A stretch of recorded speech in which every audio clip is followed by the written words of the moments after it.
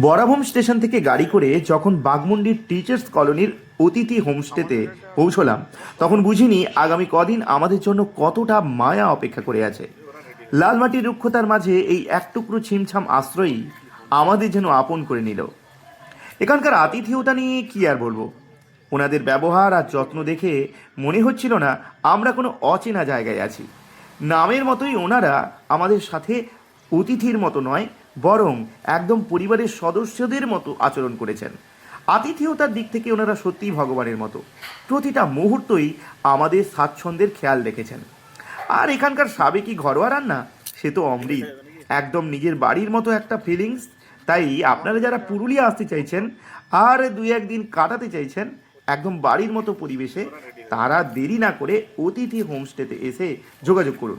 বিস্তারিত জানতে ডেসক্রিপশন বক্সে দেখুন কিংবা স্ক্রিনে দেওয়া ফোন নাম্বারে ঝটপট যোগাযোগ করে ফেলুন। এখন ব্রেকফাস্টের পালা, খাওয়া দাওয়া করবো, তারপর বেরিয়ে যাব।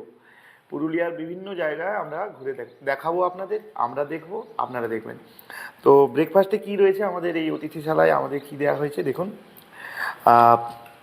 আলুর তরকারি, আর এদিকে লুচি, আর রয়েছে জিলাপি। আমরা একবার খেয়ে দেখি কেমন হয়েছে।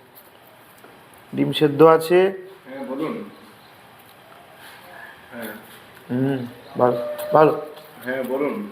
দারুণ।